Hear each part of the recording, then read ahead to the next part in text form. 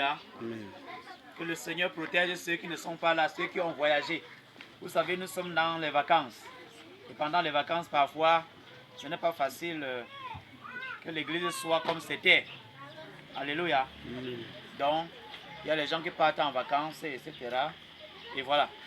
Donc, que le Seigneur les protège là où ils se trouvent au nom de Jésus-Christ. Amen. Alors, bien-aimés dans le Seigneur, nous sommes comme ça dans la piscine de la consolation des nations. Alléluia. Et depuis l'autre jour, nous sommes en train de parler des fondements, alléluia, de la prophétie. Gloire à Jésus-Christ. Des fondements de la prophétie. Nous avons appelé ça les fondamentaux du prophétique. Les fondamentaux du prophétique. Et nous avons parlé de comment Dieu prophétise, de comment Dieu parle aux hommes et comment les hommes doivent prophétiser. Alléluia. Et nous avons dit que dans la prophétie, il y a combien? Il y a 3 choses. Il y a l'exhortation, il y a l'édification et il y a la consolation. Donc dans une prophétie, il doit sortir tous ces 3 éléments, toutes ces 3 choses. Alléluia. Amen. Alléluia. Amen. Et nous avons dit que dans la prophétie, amen, Amen. que la prophétie est accompagnée de 4 choses. Quelqu'un qui prophétise, un homme qui prophétise, que ce soit un prédicateur, il marche avec 4 choses. Et nous avons cité cela depuis mardi passé. Alléluia. Amen. Nous avons parlé que parmi ces 4 choses, il y a quoi? Il y a la connaissance. Il y a le don de la connaissance. Il y a le don de la sagesse. Il y a le don du discernement. Il y a le don de prophétie. Alléluia. Amen. Et voilà les 4 dons qui accompagnent un prophète ou un serviteur de Dieu ou même un chrétien. Un chrétien doit avoir toutes ces 4 choses. Un chrétien doit avoir en lui la sagesse. Il doit avoir en lui le discernement. Il doit avoir en lui la connaissance. Alléluia. Amen. Il doit avoir en lui l'esprit de la prophétie. Gloire à Jésus-Christ. La capacité de comprendre les choses que les autres ne comprennent pas. C'est ça qu'on appelle la prophétie. La capacité de recevoir certaines choses que les autres n'en ont pas, que les autres ne connaissent pas. C'est ça qu'on appelle la prophétie. Alléluia. Amen. Et si nous sommes à l'église, bien-aimés, c'est parce que nous sortons dans un monde négatif, dans un monde flou, qui ne permet pas aux hommes de vivre clairement la volonté du Très-Haut. Alléluia. Et ça fait en sorte que Dieu a regardé le monde. Ça fait en sorte que Dieu a regardé le monde, il a constaté que ses enfants sont en train de vivre dans la perdition. Et c'est comme ça qu'il a résolu d'envoyer son Fils unique Jésus-Christ, de descendre sur la terre, être maltraité par les hommes et être cloué sur la croix afin de nous sauver en retour. Alléluia. Amen. Et la parole de Dieu dit dans Jean chapitre 1, le verset 12, il dit: mais à tous ceux qui l'ont reçu, à ceux qui croient en son nom, elle a donné le pouvoir de devenir enfants de Dieu. À tous ceux qui croient au nom de Jésus-Christ. Alléluia. Amen. À tous ceux qui croient que Jésus-Christ est le Fils de Dieu, Dieu leur a donné le pouvoir de devenir quoi? Enfants de Dieu. Il leur a donné le pouvoir de devenir quoi? Enfants de Dieu.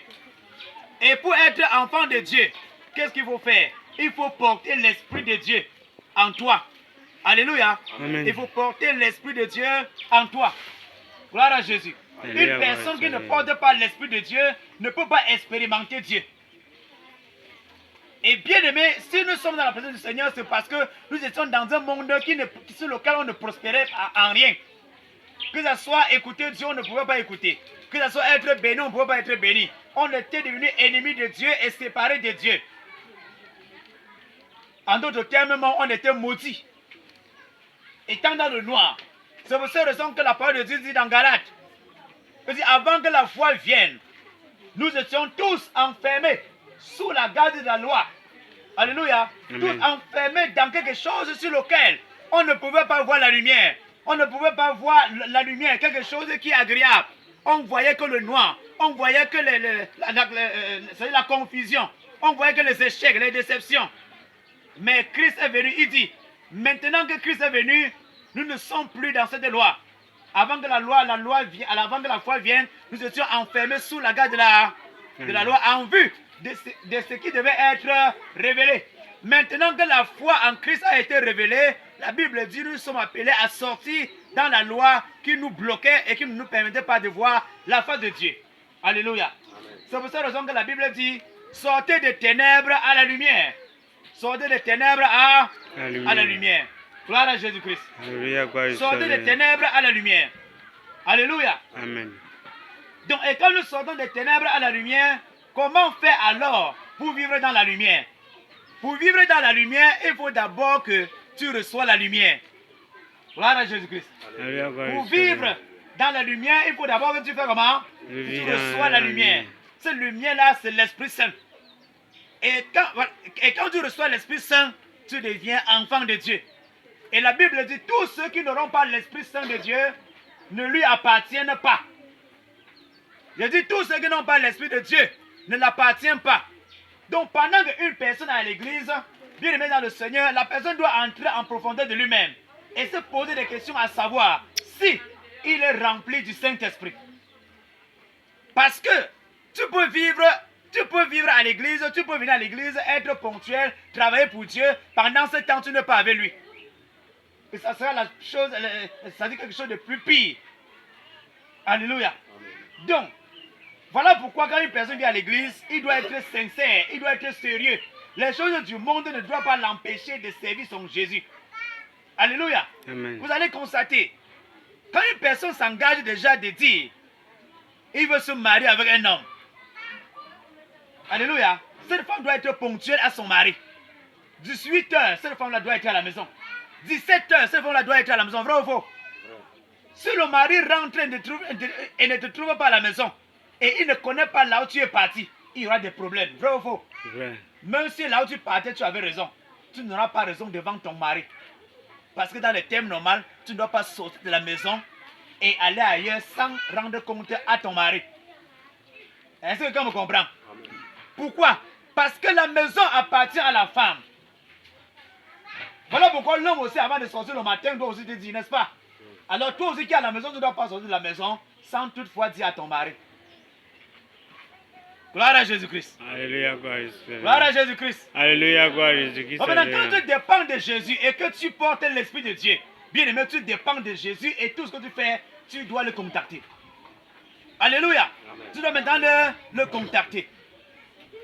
Le contacter, gloire à Jésus-Christ. Alléluia, gloire à Jésus-Christ. Alléluia. Donc, quand vous avez déjà la lumière de Dieu en vous, qui est l'image de l'Esprit Saint, alors vous avez besoin de la connaissance. Parce que quand l'Esprit Saint vient dans la vie d'une personne, ça ne suffit pas. Il a maintenant besoin de la connaissance. C'est en recevant, c'est en écoutant la parole de Dieu, en écoutant la connaissance de Dieu, que cette connaissance pénètre en toi et crée maintenant la lumière. Et active la lumière. Vous voyez par exemple la lampe, alléluia. Vous voyez par exemple la lampe. Quand vous mettez par exemple, quand vous prenez la lampe, amen, vous mettez le pétrole, il y a la mèche. Maintenant, quand vous allumez maintenant, vous pouvez augmenter, alléluia, vous pouvez augmenter comme vous pouvez baisser, n'est-ce pas? Bien aimé, mais qu'est-ce qui se passe? Dieu a tout le pouvoir de te remplir même, alléluia, de manière que tu peux avoir la lumière à la dimension qu'il faut immédiatement. Amen. Amen. Mais Dieu ne le fait pas. Pourquoi? Parce qu'il ne veut pas les paresseux dans l'église. Il veut les gens qui vont apprendre doucement, l'élever tous les jours, sentir toujours en eux qu'il y a quelque chose qui leur manque, sur lequel ils doivent combler. C'est pour cette raison que Dieu permet en sorte que quand tu l'acceptes comme Seigneur et Sauveur, alléluia, Amen. Il allume ta lampe, mais il n'allume pas la dimension que tu veux. Et il te dit, toi-même, tu vas augmenter, alléluia, le volume de ta lampe. Mais tu ne peux pas l'augmenter une fois comme Dieu, tu l'augmentes doucement à bas de la connaissance. Donc si toi tu veux rester stérile, si toi tu veux rester dans le noir, dans la dimension bas, ça dépendra que de toi. Si tu veux grandir, écoute la connaissance, cherche la connaissance. Pendant que tu es en train de chercher la connaissance, ta lampe est en train d'éclairer au fur et à mesure. Amen. Ta lampe est en train d'éclairer au fur et à mesure. Amen. Et quand ta lampe éclaire au fur et à mesure, tu auras la capacité de voir ce que le diable a voulu dans ta vie pour aller garder quelque part. Amen. Parce qu'avec ta lampe, tu peux déjà aller fouiller et rattraper. Yes. Et trouver ce qu'on a volé dans ta vie pour aller garder quelque part. Alléluia. Amen. Voilà Jésus. Alléluia, C'est pour gloire cette à raison Jésus. Jésus vous dit, cherchez premièrement la lampe, la lumière. Cherchez premièrement la connaissance. Cherchez premièrement la connaissance. Cherchez premièrement la parole. Cherchez premièrement le royaume des cieux et le reste de toutes choses vous seront données par-dessus. Parce que quoi? Là où là où nous sommes, nous avons, ça dit tout ce que nous voulons est à côté de nous. Yes.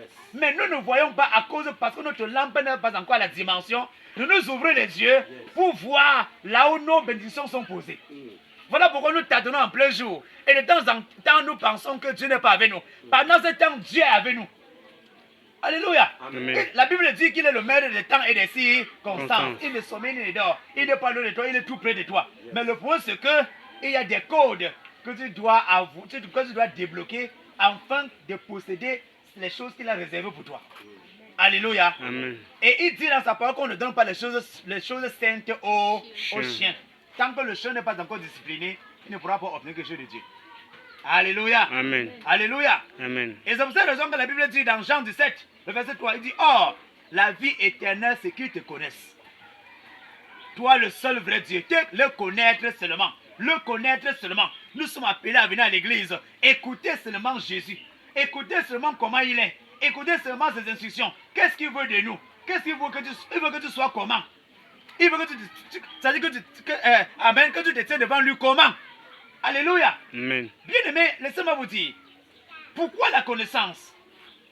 La connaissance est parce que nous étions morts.